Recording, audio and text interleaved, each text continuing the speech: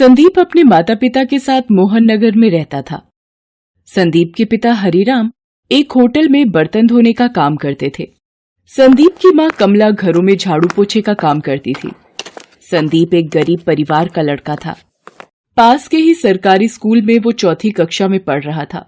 संदीप अक्सर स्कूल के कुछ बच्चों को अपना जन्मदिन स्कूल में मनाते देखता था। स्कूल के बच्चे अपने जन्मदिन पर कक्षा में टॉफी और बिस्कुट बांटा करते थे। संदीप उन बच्चों को देखकर यही सोचता था कि उसका तो कभी जन्मदिन आता ही नहीं। एक बार संदीप की कक्षा में पढ़ रहे एक बच्चे का जन्मदिन था। वो सब बच्चों को टॉफियां बांट रहा था। जब वो टॉफी देने संदीप के पास जाता है, तभी एक बच्चा उस बच्चे से कहता है, अरे यार सोनू, तू संदीप को टॉफी देकर क्या करेगा? ये हम सबसे तो अपने जन्मदिन पर टॉफी खा लेता है, पर आज तक इसने अपना जन्मदिन कभी नहीं मनाया।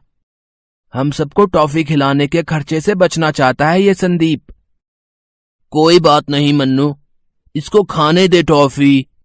संदीप को अपना जन्मदिन ही नहीं पता कि इसका जन्मदिन कब आता है, इसलिए हमारे जन्मदिन पर टॉफी बिस्कुट के मजे उड़ाता है। कक्षा के सभी बच्चे हंसने लगते हैं। संदीप उदास हो जाता है। वो स्कूल से घर आता है तो उसकी माँ कहती है, क्या बात है संदीप, आज इतना मुंह लटकाए हुए क्यों आ रहे हो? माँ, मेरे स्कूल के सब दोस्त अपना जन्मदिन मनाते हैं, पर मैं अपना जन्मदिन क्यों नहीं मनाता? मेरा जन्मदिन कब आता है माँ? मेरे सब दोस्त मेरा मजाक उड़ाते हैं कि मैं अपना जन्मदिन कभी नहीं मनाता। संदीप, ये जन्मदिन वगैरह पैसे वाले लोगों के घर ही मनाए जाते हैं। हम गरीब लोगों का कोई जन्मदिन नहीं होता बेटा। हम कोई पढ़े लिखे माँ बाप तो है नहीं। तुम्हारे पैदा होने का दिन न तुम्हारी माँ को याद है और न ही मुझे। संदीप बेटा, चल अब ये जन्मदिन वगैरह की बातें छोड़, आजा रोटी खा ले। संदीप उदास मन से रोटी खाने लगता है, पर उसके मन में अब ये बात घर कर गई थी कि गरीब लोग जन्मदिन नहीं मनाते। गरीब का जन्मदिन नहीं होता। धीरे धीरे समय बीतता रहा। संदीप अब बड़ा हो चुका था। संदीप की मां ने उम्र के साथ अब घरों में काम करना छोड़ दिया था। संदीप के पिता भी अब होटल का काम छोड़कर घर के पास में ही सब्जी का ठेला लगाने लगे थे। एक दिन हरिराम सब्जी का ठेला लगा रहा होता है। उसके पास वही होटल का मालिक आता है जहां हरिराम पहले बर्तन धोने का काम किया करता था। अरे हरिराम, सब्जी का ठेला लगाने लगे हो? हैं? अच्छी बात है। शरीर चलता रहना चाहिए और मेहनत करने में क्या हर्ज है कि नहीं? अच्छा लाओ, 2 किलो आलू और 2 किलो टमाटर तोल दो। अभी देता हूं साहब। बड़ी खुशी हुई आपको इतने समय के बाद देखकर। अरे हरिराम, तुम्हारा एक बेटा भी था ना संदीप, अब तो बड़ा हो गया होगा। आजकल क्या कर रहा है? कुछ नहीं मालिक, अभी 12वीं पास की है उसने, तो घर पर ही है। अब कॉलेज की पढ़ाई के लिए पैसे भी तो चाहिए, इसलिए अभी पढ़ाई रोक दी है उसने। उसे भी कहीं किसी दुकान पर कोई काम मिल जाए तो घर खर्च में आसानी हो जाएगी और पैसे कमाकर आगे की पढ़ाई भी कर लेगा।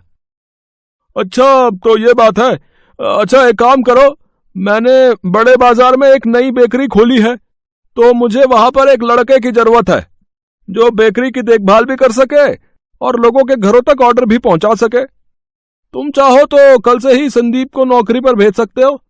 8,000 रुपए महीना की तनख्वाह पर रख लूंगा। क्यों, सही रहेगा ना तुम्हारे लिए भी? ये तो बहुत अच्छी बात हो जाएगी मालिक।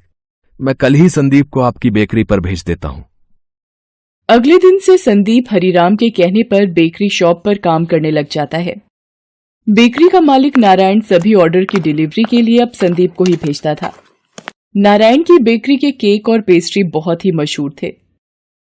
किसी के जन्मदिन की पार्टी हो या शादी की सालगिरह, हर कोई नारायण की बेकरी से ही केक ऑर्डर करता था। एक दिन नारायण संदीप को बुलाता है। संदीप, अरे ये ऑर्डर पहुंचाना है ठीक 5 बजे तक।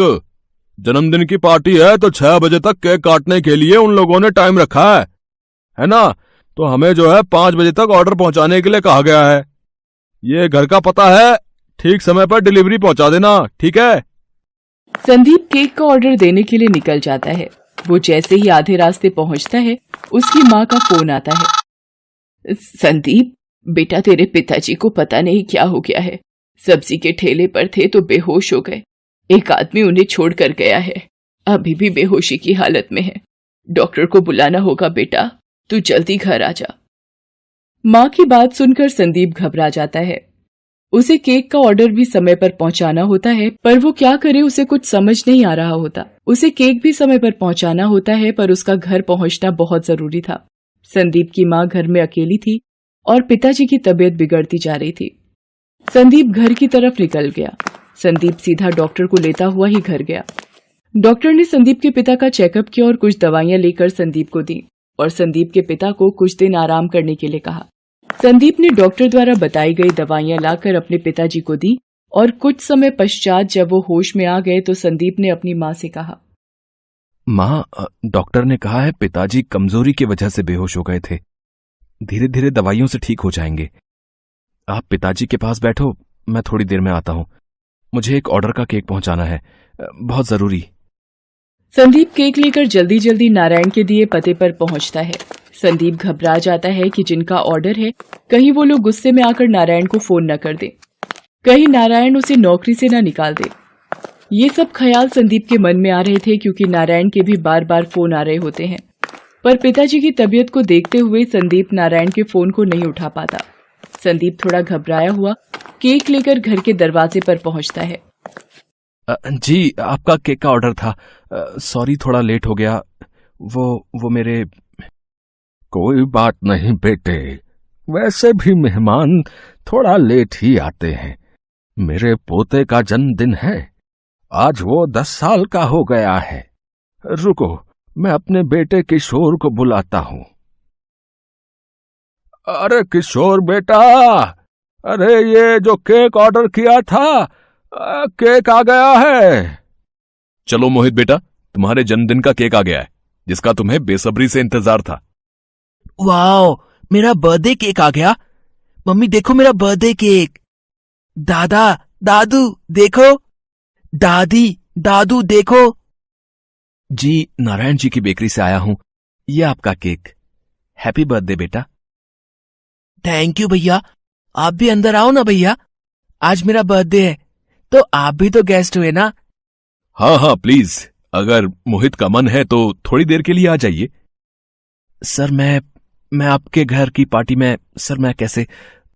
क्यों नहीं बेटा, आप क्यों नहीं आ सकते? आओ बेटा, मेरे पोते का मन है तो थोड़ी देर के लिए आ जाओ। भैया, आप मेरे जन्मदिन का केक लाए हो, मैं आपके जन्मदिन पर केक लाऊंगा। आपका जन्मदिन किस डेट को आता है भैया? बचपन का वही प्रश्न संदीप को याद आ जाता है जिसका उत्तर उसे आज तक नहीं मिला था। वो चुप हो जाता है। मोहित दोबारा उससे वही प्रश्न करता है। इस पर संदीप कहता है, पता नहीं मोहित बेटा, मैंने कभी अपना जन्मदिन नहीं मनाया, इसलिए मुझे पता ही नहीं कि मेरा जन्मदिन कब होता है। इस प्रश्न का उत्तर तो मैं भी आज तक ढूंढ रहा हूं। जब भी मैंने अपने माता पिता से यह पूछा कि मेरा जन्मदिन कब होता है, मेरे माता पिता ने हमेशा यही कहा कि गरीबों का जन्मदिन नहीं होता, गरीब जन्मदिन नहीं मनाते। कोई बात नहीं भैया, मैं आपका जन्मदिन मनाऊंगा। पापा, दादू, हम कल भैया का जन्मदिन मनाएंगे। हम भैया के घर चलेंगे ना पापा? हाँ हाँ मोहित बेटा, हम कल इन भैया के घर जरूर चलेंगे। अगले दिन पिता की तबीयत की वजह से संदीप छुट्टी पर होता है। मोहित अपने पिता और दादू को लेकर नारायण की बेकरी पर जाता है।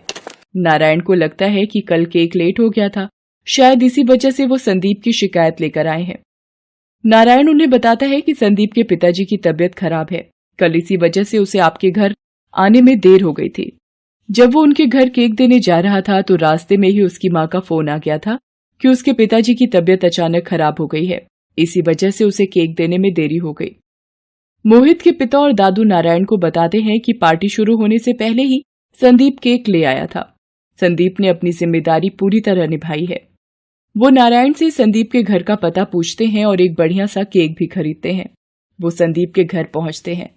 संदीप मोहित और उसके पापा व दादू को देखकर हैरान रह जाता है। वो अपने माता पिता से उन्हें मिलवाता है। संदीप भैया, हैप्पी बर्थडे। ये लो आपका बर्थडे केक। कल आप मेरे बर्थडे पर आए थे, आज मैं आपके बर्थडे पर आया हूँ। आओ संदीप भैया केक काटते हैं। आओ बेटा संदीप, अपना जन्मदिन मनाओ और ये केक काटो। मोहित को बहुत खुशी होगी।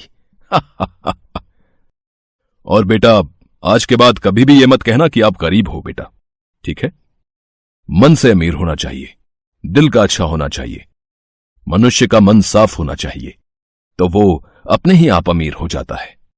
सब मिलकर संदीप का जन्मदिन मनाते हैं। संदीप और उसके माता पिता बहुत खुश होते हैं।